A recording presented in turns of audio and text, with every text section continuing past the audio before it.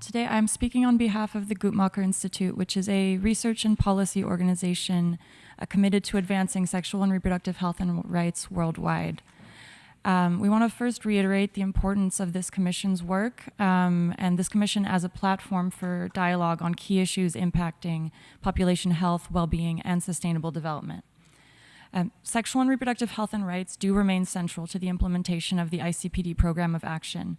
And as with other intersecting priorities such as gender equality and poverty reduction, innovations in technology do have the potential to accelerate progress on reproductive and bodily autonomy.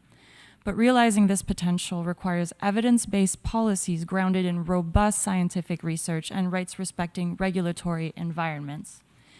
In this realm, we wanted to touch on one area of really rapid technological growth that we're seeing, which is digital fertility tracking applications. These platforms are often grounded in fertility awareness-based methods, which can help people identify days in their menstrual cycle when they are most likely to conceive in order to get pregnant or avoid pregnancy or monitor other aspects of their reproductive health.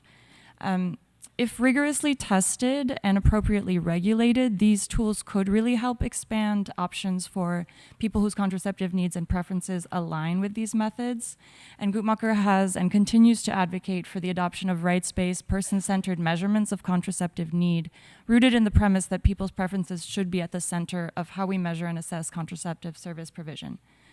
But we really have to be upfront about attempts by certain groups to harmfully politicize these methods at the same time, often spreading inaccurate information about their effectiveness while pushing to defund other contraceptive options and restrict access to other essential sexual and reproductive health interventions, including safe abortion care.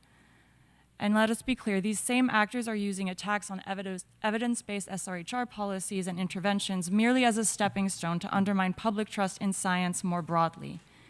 The politicization of health interventions threatens rights and harms people, often those already experiencing multiple and intersecting forms of discrimination in accessing health care.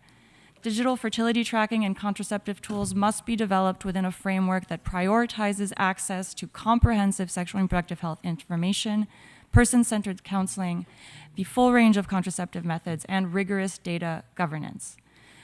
In this era marked by such rapid tech transformation, which will unquestionably impact whether accelerated progress is made both on the ICPD program of action and the sustainable development goals across all countries, it's really critical that this commission in particular continue to defend and build on agreed principles, including on sexual and reproductive health and rights.